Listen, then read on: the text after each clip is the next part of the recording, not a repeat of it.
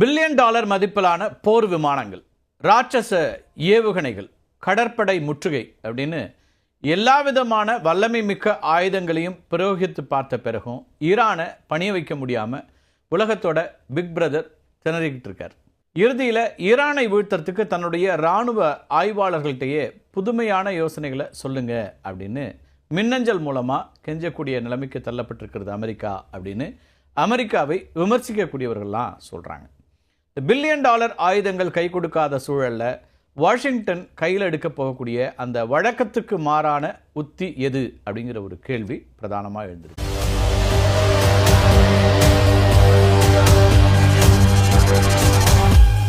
Iran மேலே அமெரிக்காவும் இஸ்ரேலும் பிப்ரவரி 28 வான்வழி தாக்குதலை தொடங்கினாங்க.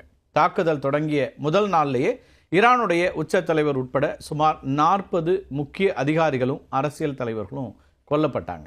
அப்போது 2 நாட்களில் ஈரான் மொத்தமாக அழிந்துவிடும் அப்படின்னு சொல்லியிருந்தார் அமெரிக்காவோட அதிபர் டொனால்ட் ட்ரம்ப். ஆனால் ஈரான் கடுமையான பதிலடி கொடுத்ததுனால இஸ்ரேலும் அமெரிக்காவும் தங்களுடைய அதிநவீன ஆயுதங்களை களமிறக்க வேண்டி வந்துச்சு.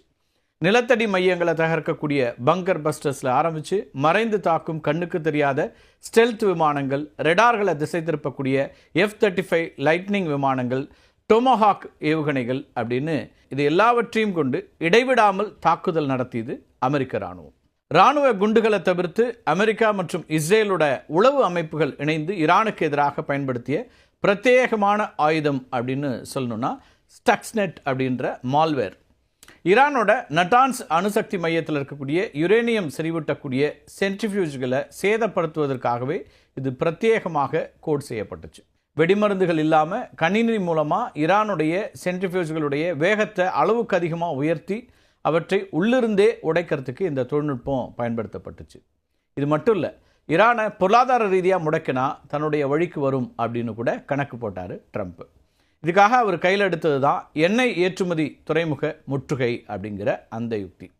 ஏற்கனவே பொருளாதார தடைகளால் நெருக்கடிக்கு ஆளான ஈரான் துறைமுக முற்றுகையால் 2 நாட்களில் சரணடைந்து விடும் அப்படின்னு ட்ரம்ப் சொல்லியிருந்தார்.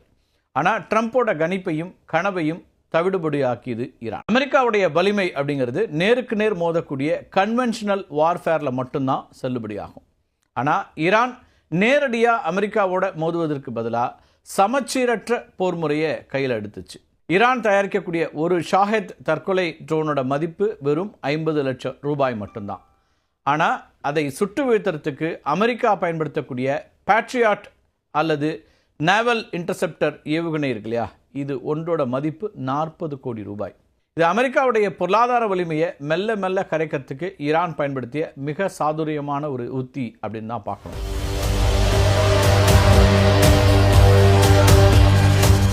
ஈரான் தன்னுடைய சொந்த மண்ணிலிருந்து நேரடியாக போரிடாமல் லெபனான், ஏமன், ஈராக், சிரியா அப்படின்னு தன்னுடைய ஆதரவு படைகள் மூலமாலாம் ஒரே நேரத்தில் பல முனைகள்லேருந்து அமெரிக்காவுக்கும் அதனுடைய நட்பு நாடுகளுக்கும் அழுத்தம் தந்துட்டு இருக்கு. ஈரானுடைய முக்கியமான அணுசக்தி மற்றும் ஏவுகணை தளங்கள் மலைகளுக்கு அடியில் 80 100 மீட்டருக்கு அதிகமான ஆழத்தில் பாறைகளை குடைந்து கட்டப்பட்டிருக்கு. அமெரிக்காவுடைய மிக சக்தி வாய்ந்த பங்கர் பஸ்டர் குண்டுகளால் கூட இந்த நிலத்தடி மையங்களை முழுமையாக அழிக்க முடியறதில்லைங்கிறது தான் இன்னைக்கு வரைக்குமான வரலாறு. இதை அழிக்கிறதுக்கு தரைப்படையை அனுப்பணும். ஆனால் கரடு முரடான மலைப்பகுதிகளை கொண்ட ஈரானுக்குள்ள தரைப்படையை அனுப்புறது அப்படிங்கிறது அமெரிக்காவுக்கு மற்றொரு வியட்நாம் அல்லது ஆப்கானிஸ்தான் போன்ற பேரழிவாக முடியும் அப்படின்னு இராணுவ ஆய்வாளர்கள் சொல்கிறாங்க. உலக அளவில் கடல் வழியாக கொண்டு செல்லப்படக்கூடிய கச்சா எண்ணெயில் சுமார் 30% வரைக்கும் ஈரானுடைய எல்லைக்குட்பட்ட ஹார்முஸ் நீரிணை வழியாக தான் போகுது. இப்போ அமெரிக்கா ஈரானை அச்சுறுத்தத்துக்கு முற்படும் போதெல்லாம் ஈரான் என்ன பண்ணுறாங்கன்னா இந்த கடல் பாதையை முடக்கி உலக வர்த்தகத்தையே திக்குமுக்காட வைக்கிறாங்க. அமெரிக்க நாடாளுமன்றத்தில் அண்மையில் உரையாற்றிய அமெரிக்க இராணுவத்தினுடைய கூட்டுப்படை தளபதிகளுடைய தலைவரான ஜெனரல் டான் கெயின் அப்படிங்கிறவர் வான்வழி தாக்குதல்களுக்கு அப்படின்னு சில எல்லைகள் இருக்கின்றன அப்படின்னு சொல்லியிருந்தார். அவர் சொல்கிறது போல் ஒரு நாட்டோட ஆட்சியையோ அல்லது அதனுடைய கொள்கைகளையோ வெறும் வான்வழி குண்டுவீச்சுகளால் மட்டுமே மாற்றிவிட முடியாது. தொடர் வான்வழி தாக்குதல்கள் ஈரானை மேலும் ஆக்ரோஷமடைய செய்யறதை தவிர அமைதி பேச்சுவார்த்தைக்கு கீழே படிய வைக்க முடியல.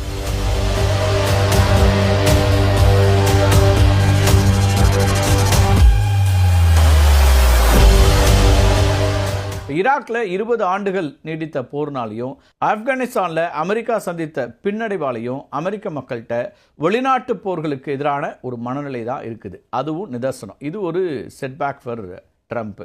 அதாவது அமெரிக்க மக்கள் வார் ஃபேட்டிக்ல சிக்கி தவிக்கிறாங்க அப்படின்னு சொல்லணும். அமெரிக்கா சந்தித்த மற்றொரு மிகப்பெரிய சவால்ங்கிறது ஈரானுடைய புவியியல் அமைப்பு.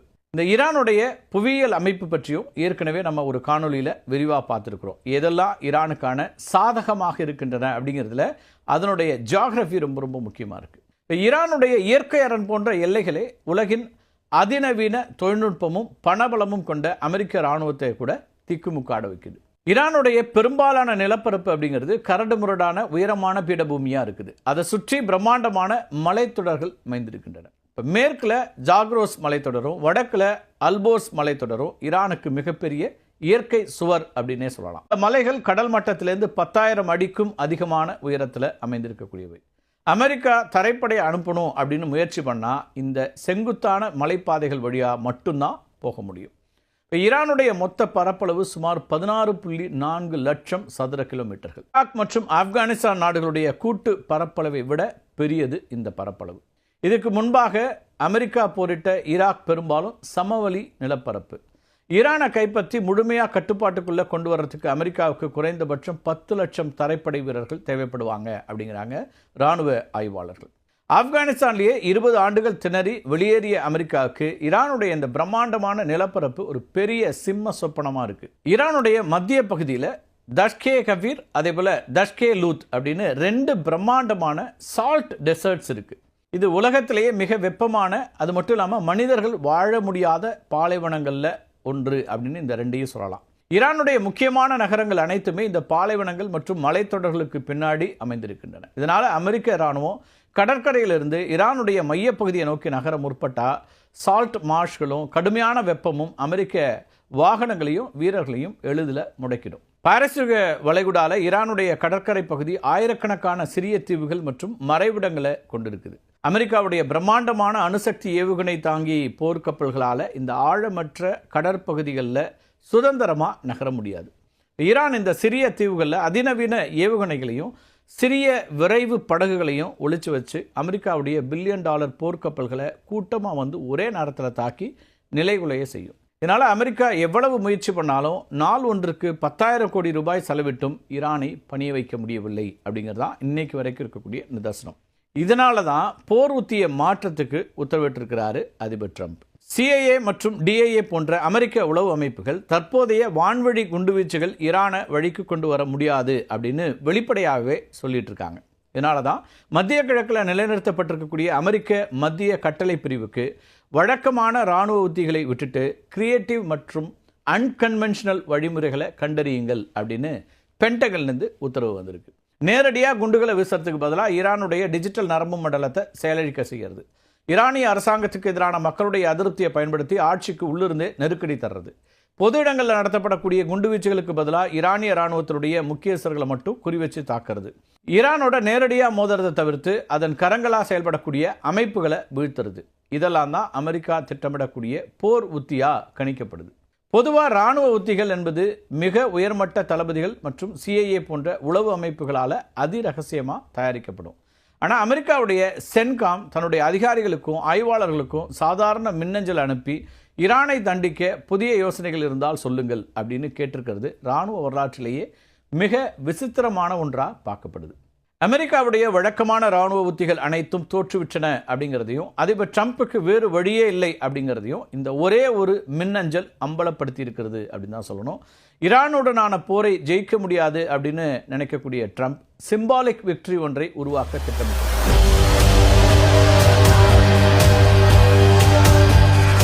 1969 அமெரிக்க அதிபர் ரிச்சர்ட் நிக்சன் அமெரிக்க தரைப்படைகளை மெல்ல மெல்ல வாபஸ் பெற்று போரை தெற்கு வியட்நாம் இராணுவத்தினோட பொறுப்பில் ஒப்படைக்கக்கூடிய வியட்நாமைசேஷன் போர் கொள்கையை தான் கையில் எடுத்தார். 1972 டிசம்பரில் அமெரிக்கா வட வியட்நாமுடைய ஹனாய் நகர் மீது ஆப்ரேஷன் லைன் பேக்கர் 2 அப்படிங்கிற பேரில் 12 நாட்கள் தொடர்ச்சியாக கொடூரமான குண்டுவீச்சை நடத்துச்சு. நாங்கள் எதிரியை பலவீனப்படுத்தி விட்டோம் அப்படின்னு உலகத்துக்கு ஒரு பிம்பத்தை கட்டமைக்கிறதுக்கு அமெரிக்கா இந்த தாக்குதலை நடத்தினாங்க. அதே போல் போரை முழுமையாக வெல்ல முடியாது அப்படிங்கிறத உணர்ந்த ட்ரம்ப் ஈரானுடைய முக்கியமான இலக்குகள் மேலே ஃபயர்வர்க்ஸ் டிஸ்பிளே போன்ற ஒரு பிரம்மாண்டமான குண்டுவீச்சை நடத்தி ஈரானுடைய திறனை அழித்து விட்டோம் அப்படின்னு அறிவிச்சிட்டு கௌரவமாக வெளியேற திட்டமிடுகிறார். வியட்நாம் போரை முடிவுக்கு கொண்டு வர்றதுக்கு 1973 பாரிஸ் அமைதி ஒப்பந்தம் கையெழுத்தானது. இதனைத் தொடர்ந்து நாங்கள் கௌரவமான அமைதியை எட்டிவிட்டோம் அப்படின்னு சொல்லி அமெரிக்கா வெளியேறுச்சு.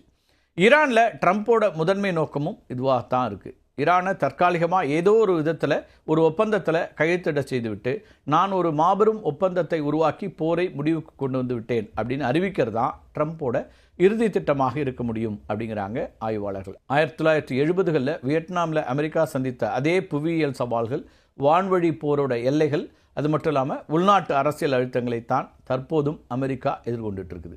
அதனால் ஒரு பிரம்மாண்டமான குறியீட்டு தாக்குதல், ஒரு அவசர அமைதி ஒப்பந்தம், இதுக்கு இடையிலான கௌரவமான வெளியேற்றம் அப்படிங்கிற வியட்நாம் காலத்து ஃபார்முலாவை ட்ரம்ப்பும் பின்பற்ற முயல்கிறார். எது எப்படியோ ஈரானுக்கும் அமெரிக்காவுக்கும் இடையிலான போர் முடிவுக்கு வந்தால் சரி அப்படிங்கிற எண்ணத்தோடு காத்திருக்கிறது உலகம்.